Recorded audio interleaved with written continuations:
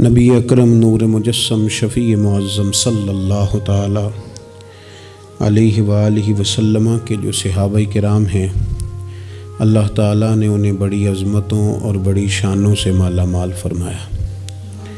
صحابہ کرام علیہم رضوان کے کچھ درجات ہیں، ان درجات میں سے ایک بڑے درجے کے لوگ وہ ہیں جنہیں عشرہ مبشرہ کہا جاتا ہے، یعنی وہ 10 صحابہ جنہیں ایک ہی نشست میں نبی پاک صلی اللہ علیہ وسلم نے جنت کی بشارت عطا فرمائی۔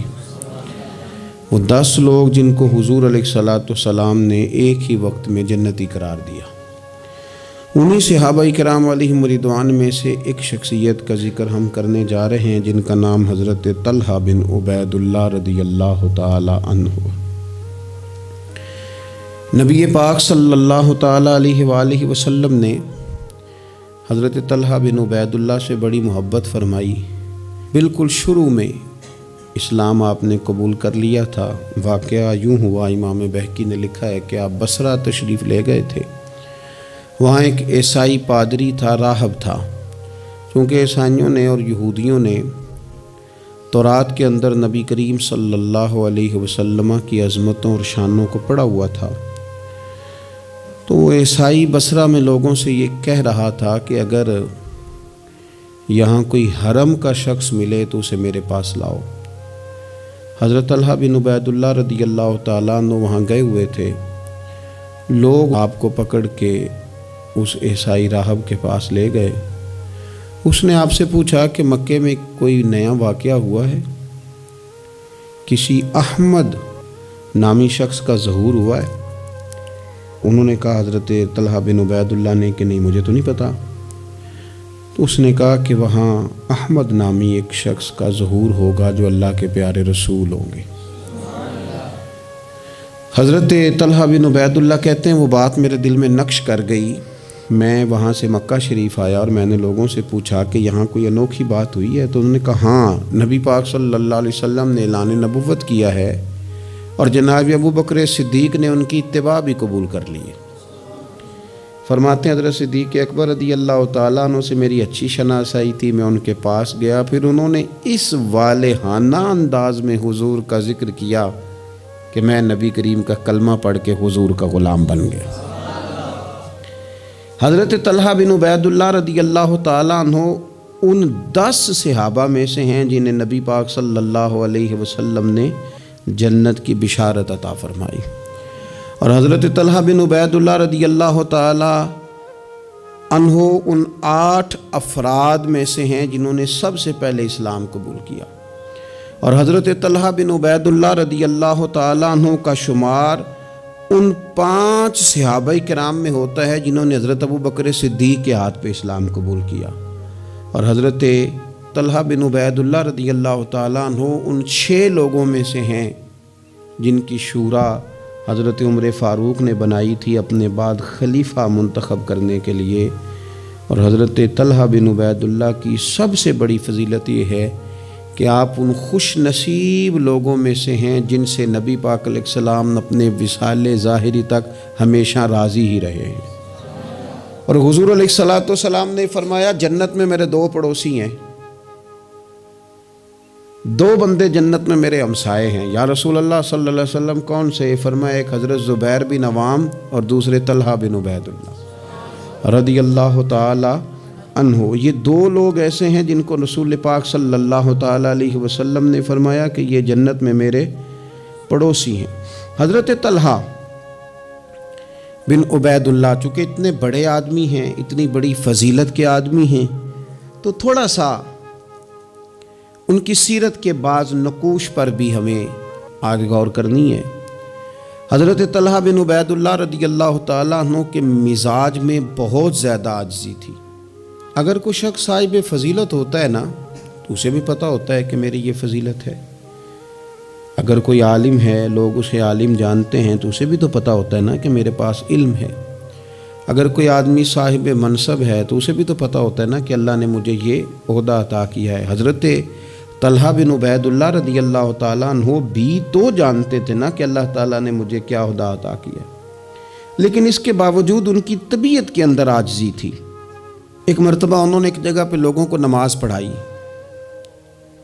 اور نماز پڑھانے کے بعد فرمانے لگے میں تو نماز پڑھانے سے پہلے تم سے اجازت لینا بھول ہی گیا تھا کہ تمہیں نماز پڑھاؤں کہ نہ پڑھاؤں۔ تو لوگوں نے عرض کی حضور ہماری تو یہ بڑی سعادت ہے کہ آپ نے ہماری امامت فرمائی ہے، اس میں اجازت لینے کی کیا بات ہے؟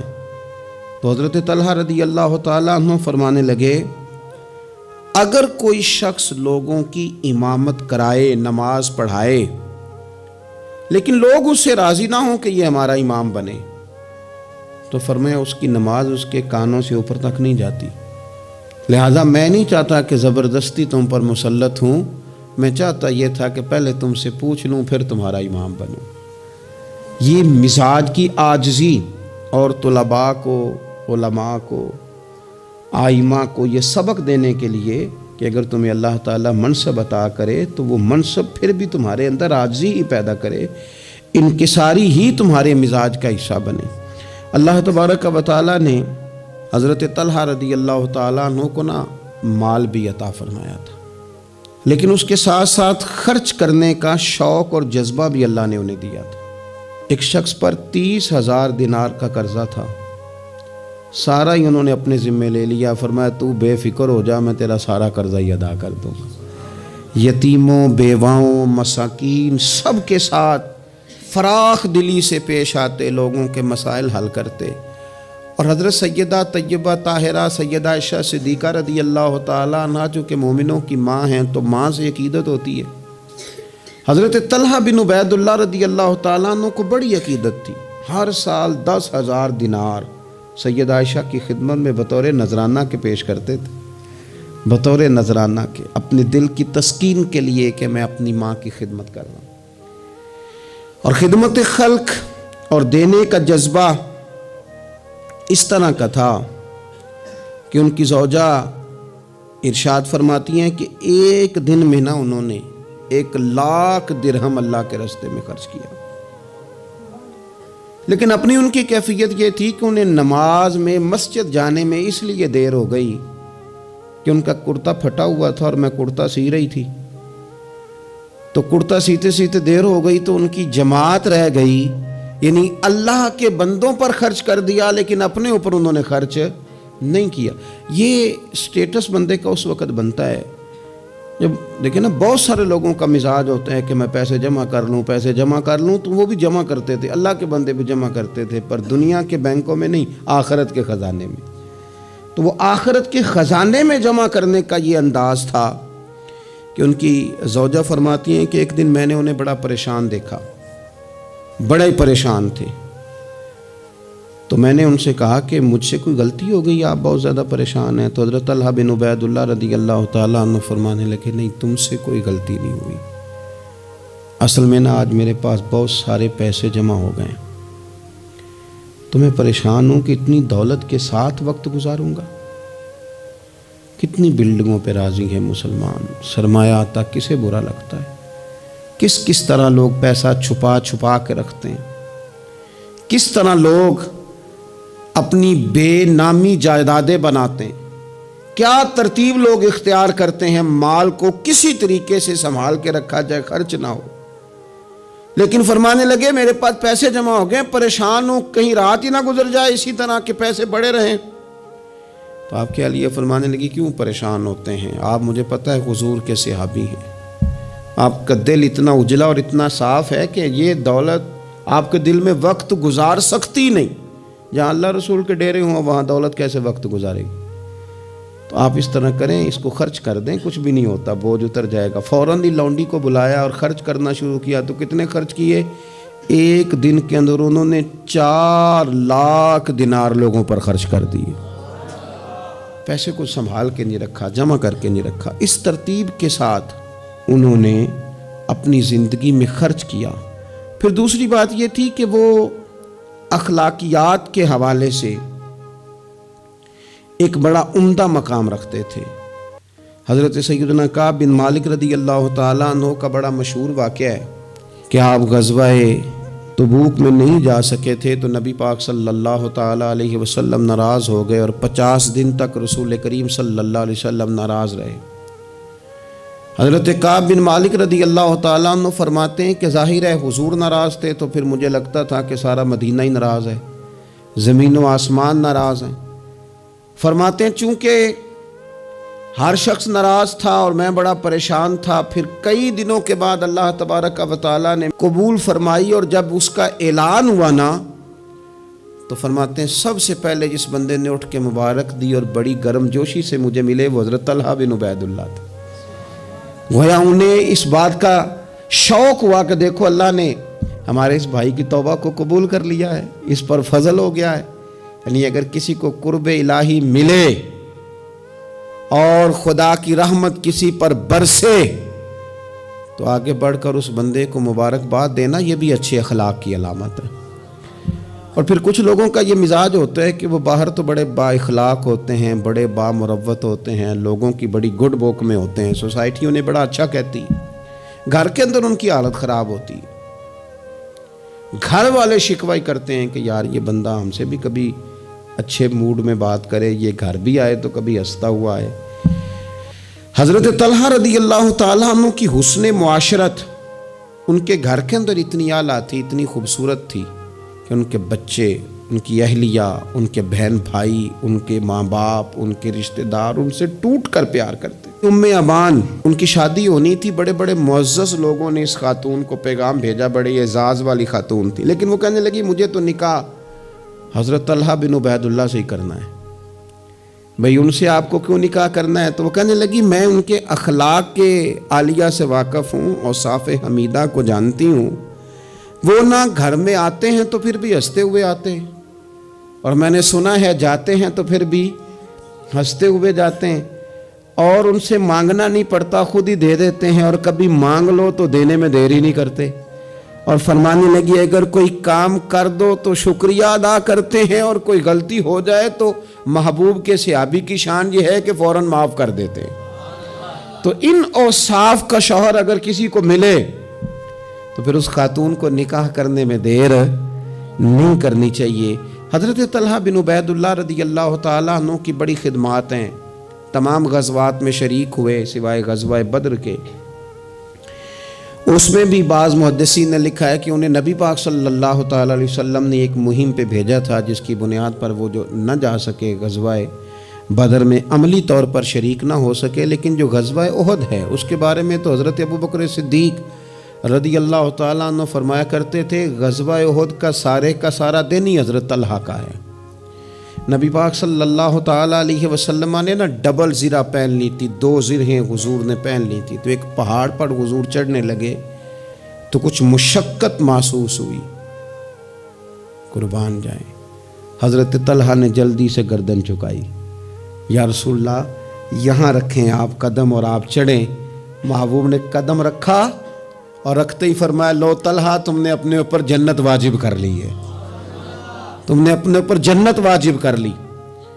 اس دن چونکہ افواہ اڑا دی تھی احد کے دن کفار مکہ نے کہ نبی پاک صلی اللہ تعالیٰ علیہ وسلم کو شہید کر دیا گیا، تو لوگ بکھر گئے تھے، تو جو 12 لوگ نبی پاک علیہ السلام کے ساتھ رہ گئے ان میں حضرت طلحہ بن عبید اللہ تھے۔ جو تیر بھی حضور کی طرف آتا تھا نا وہ اپنا ہاتھ آگے کر دیتے تھے، ان کا ایک ہاتھ شل ہو گیا سارا۔ ان کے وجود پر احد کے دن حضور کو بچاتے ہوئے 70 زخم لگے، تیروں کے، تلواروں کے، نیزوں کے 70 زخم لگے۔ سجنا جان امانت تیری تو جدو مانگ سے میں پیش کرے ساں، 70 زخم لگے۔ حضرت صدیق اکبر رضی اللہ تعالیٰ عنہ فرماتے ہیں جب ہم حضور کی خدمت میں حاضر ہوئے تو نبی پاک صلی اللہ علیہ وسلم نے فرمایا پہلے طلحہ بن عبید اللہ کو دیکھو۔ کہتے ہیں جب ہم حضور کی خدمت کر کے ان کے پاس گئے تو وہ بے ہوش تھے، زخموں کی شدت کے سبب بے ہوش تھے، میں نے ان کے منہ پہ پانی چھڑکا۔ فرماتے ہیں ان کی آنکھ کھلی تو پہلا سوال انہوں نے یہ پوچھا کہ بتاؤ میرے نبی کریم کا کیا حال ہے، رسول کریم صلی اللہ تعالیٰ علیہ وسلم کی طبیعت کیسی ہے، حضور کے بارے میں بتاؤ۔ کہتے ہیں ہم نے کہا الحمدللہ حضور ٹھیک ہیں، اللہ کے فضل اور احسان میں ہیں، اللہ تعالیٰ نے انہیں محفوظ رکھا ہے۔ تو کہتے ہیں وہ کہنے لگے اگر محبوب ٹھیک ہے نا تو پھر کوئی مصیبت بھی مصیبت نہیں ہے، پھر ساری مصیبتیں آسان ہیں۔ حضرت طلحہ بن عبیداللہ رضی اللہ تعالیٰ عنہ کو اللہ تبارک و تعالیٰ نے شانوں والی زندگی عطا فرمائی، عزتوں والا مقام عطا کیا، اور اللہ تعالیٰ نے انہیں شہادت کی موت عطا فرمائی۔ حضرت طلحہ بن عبیداللہ رضی اللہ تعالیٰ عنہ شہید ہو گئے، لیکن کمال دیکھیے کہ صاحب اسد الغابہ نے لکھا ہے، یہ کمال دیکھیے، کون کہتا ہے ولی مر گئے، قید سے چھوٹے اپنے گھر گئے، تے وارث شاہ کدو مر دے جنہ کیتیاں نیک کمائیاں نے۔ حضرت طلحہ بن عبیداللہ رضی اللہ تعالیٰ عنہ کو جہاں دفن کیا گیا نا، وہ زمین نشیبی تھی، نچلی تھی، تو اکثر وہاں پانی آ جاتا تھا۔ تو آپ نے وصال کے بعد تقریباً 30 سال کے بعد ایک شخص کو بار بار خواب میں آ کے کہا کہ مجھے یہاں سے نکالو، مجھے یہاں سے نکالو۔ وصال کے بعد بلے شاہ ایسا نہیں مرنا، اے تے مر گیا ہی کوئی اور، نکالو۔ اس شخص نے پھر حضرت سیدنا عبداللہ ابن عباس رضی اللہ تعالیٰ عنہ کو خواب سنایا، تو حضرت عبداللہ ابن عباس نے ایک صحابی کا مکان 10,000 دینار کا خرید کے حضرت طلحہ بن عبیداللہ رضی اللہ تعالیٰ عنہ کی مقدس لاش کو وہاں سے نکال کے وہاں دفن کیا۔ کہتے ہیں کہ 30 سال کے بعد ان کی مقدس لاش کو ایک جگہ سے دوسری جگہ منتقل کیا گیا، لیکن جسم اسی طرح ہی تر و تازہ تھا۔ بعد مرن دے مکھڑا میرا ہو جاوے نا تازہ، سمجھ لینا محبوب میرے نے آن پڑھیا جنازہ۔ اسی طرح جسم تر و تازہ تھا، 30 سال کے بعد انہیں دوسری جگہ منتقل کیا گیا۔ یہ حال ہے ان کے غلاموں کا، تو پھر سرکار کا عالم کیا ہوگا؟ تو زندہ ہے واللہ، تو زندہ ہے واللہ، میرے چشم عالم سے چھپ جانے والے۔ اللہ تعالی ہمیں حضرت سیدنا طلحہ بن عبیداللہ رضی اللہ تعالیٰ عنہ کے فیض سے فیض یاب فرمائے۔ آخر دعوانا الحمد